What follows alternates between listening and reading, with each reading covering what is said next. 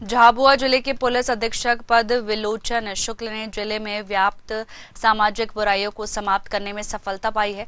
ऐसी बुराइयां जो विशेषकर आदिवासी समाज के विकास में बाधा उत्पन्न कर रही थी। पुलिस अधीक्षक के इस कार्य की सराहना हो रही है। इसी के चलते एसपी अब जिले में चहेते बन चुके हैं। इन्हीं सब मुद्दों को लेकर एसपी से न्यूज आवर की टीम ने खास बातचीत की। इस समय उपस्थित है हम हमारे झाबुआ जिले के पुलिस अधीक्षक महोदय, सबके चहेते, सबके दिलों पे राज करने वाले श्री पद्म विलोचन शुक्ल जी के साथ में। आइए इनसे चर्चा करते हैं न्यूज आवर के एक खास कार्यक्रम में। सर, न्यूज आवर के इस खास कार्यक्रम में आपका स्वागत है। जी धन्यवाद, सभी को मेरा नमस्कार। सर, इससे पहले कि झाबुआ जिले के उत्थान के लिए आपके द्वारा किए गए कार्यों की हम शुरुआत करें, आपकी फैमिली के बारे में एक छोटा सा हमको इंट्रोडक्शन दीजिए सर। मेरे परिवार में मेरी पत्नी और 2 बच्चे हैं। दोनों बच्चे बाहर हैं, मैं यहाँ अपनी पत्नी के साथ रह रहा हूँ। सर, जैसा कि झाबुआ जिले में आप बहुत छोटे से समय में, बहुत कम समय हुआ आपको यहाँ पर आए हुए, और झाबुआ में इतने कम समय में आपने यहाँ के नागरिकों की या झाबुआ जिले की जो सबसे बड़ी कमजोरी थी, उस कमजोरी की आपने नस को पकड़ लिया है। खासतौर से आदिवासी बहुल क्षेत्र होने के कारण यहाँ पर जब आदिवासियों के विवाह होते थे तो उसमें आपने जिसको नाम दिया है 3D यहाँ के आदिवासियों की कमजोरी रही है, दहेज, दारू और डीजे। तो आपने इस कमजोरी को बहुत कम समय में पकड़कर इस पे एक बहुत ही बहुत ही प्रभावी रूप से कार्य करके सफलता प्राप्त की है इन 3 बुराइयों को हटाने के लिए। सर, आपने इतने कम समय में इन बुराइयों पर कैसे आपने पकड़ कर ली और कैसे आपने पता लगाया? बेसिकली मुख्यतः मैं आपसे बताना चाहूँगा कि जो इस मिशन पे आने के पहले हम लोगों ने यहाँ की समस्या देखी। जब मेरा यहाँ मेरी पोस्टिंग हुई तो सबसे पहले मैंने देखा कि उस समय चुनाव का समय था, तो हम लोग को बहुत ज़्यादा कुछ ऐसा करने का वो नहीं था कि हम लोग अपना कुछ एक्स्ट्रा काम कर पाए। बट हम लोगों ने वहाँ अध्ययन कराया कि झाबुआ में हमारा मुख्यतः क्राइम होता है, उसके पीछे क्या क्या आधारभूत कारण है। जब हमने पाया इसमें जो हमारा आधारभूत कारण है, इसके पीछे हमारे जो नाबालिग बच्चे बच्चियां रहते हैं, यहाँ से भाग के चले जाते हैं, उनकी सब जड़ तक हमने खोज जाकर देखा। तो उसके पीछे हमें जो मुख्य कारण समझ में आया, उसमें शिक्षा और उसके साथ अन्य चीजें जुड़ी हुई थी।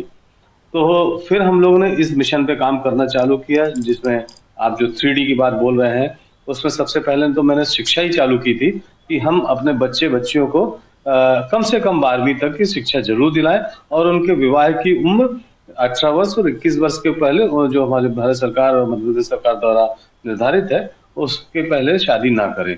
वो भी हमारा लगातार प्रयास चल रहा है। इसके साथ साथ ही हमने देखा कि हमारे जो यहाँ के भाई हैं वो किन किन तरह के व्याधियों से ग्रस्त है।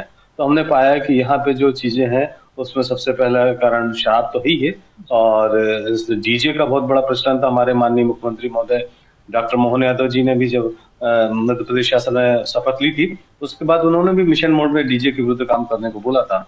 तो उनसे प्रेरणा लेके हम लोगों ने, हमारे डीजी सर, आईजी सर, उन सब के मार्गदर्शन में यहाँ पे कार्य चालू किया। डीजे जब हमने धीरे धीरे गांव और फलियों में जाके लोगों को बताना चालू किया, और सबसे अच्छा इसमें मुझे ये लगा कि हमारी जनता ने और हमारे सभी मीडिया के साथियों ने इसमें मुझे तहे दिल से मेरे स्वीकारा है। और जब हम लोग ने धीरे धीरे अपनी बात उन तक पहुंचाई तो उन्होंने हमारी बात मानी, और उसका सुखद परिणाम रहा कि लोग काफी कुछ इस बुराई से दूर हो गई। सर, डीजे आदिवासी समाज के लिए तो एक अभिशाप था ही था, लेकिन आजकल कुछ धार्मिक कार्यक्रम जो होते हैं उनमें भी डीजे को प्रतिष्ठा का विषय बना लिया गया है। तो सर, डीजे संपूर्ण रूप से बंद रहेगा, सभी के लिए बंद रहेगा, या केवल विवाह समारोह में ही आपने डीजे को प्रतिबंधित किया है? नहीं, जो भारत सरकार और माननीय सुप्रीम कोर्ट, मध्य प्रदेश शासन की गाइडलाइन है, उसमें कहीं ऐसा नहीं लिखा हुआ है कि ये सिर्फ विवाह में प्रतिबंधित रहेगा।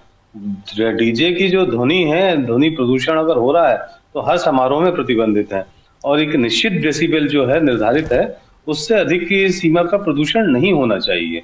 और अगर किसी समारोह में अगर कोई साउंड बॉक्स की या स्पीकर की परमिशन लेनी है तो बाकायदा वो पुलिस और एसडीएम साहब के यहाँ आवेदन करके उसकी परमिशन होती है और एक निर्धारित डेसिबल की मात्रा बनी हुई है कि इस डेसिबल से अलग अलग की सीमा है कि रात में इतना, दिन में इतना, और जो भी उनका है ढेर सारी चीजें हैं, तो उससे अधिक होना चाहिए। ऐसा कहीं नहीं है कि विवाह में प्रतिबंधित रहेगा और इसमें धार्मिक त्योहारों में चालू रहेगा।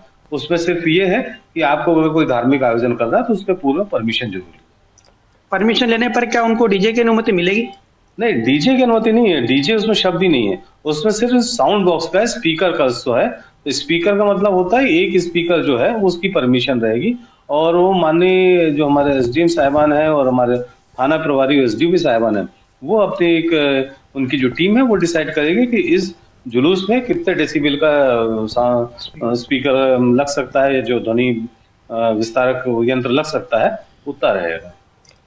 सर, बातें बहुत सारी आपसे करने के लिए और मन भी नहीं भरेगा, ना दर्शकों का ना हमारा, लेकिन समय की बाध्यता के चलते हमें इस कार्यक्रम को अब समापन की ओर ले जाना होगा। आपने न्यूज ओवर के इस खास कार्यक्रम में हमारे दर्शकों को अपने मन की बातें बताई, आपके अनुभव साझा किए, इसलिए हिमांशु सोलंकी के साथ में जो कि मेरे सहयोगी जितेंद्र नागर, न्यूज ओवर की ओर से आपका बहुत बहुत आभार प्रकट करता हूँ। Thank you sir. धन्यवाद।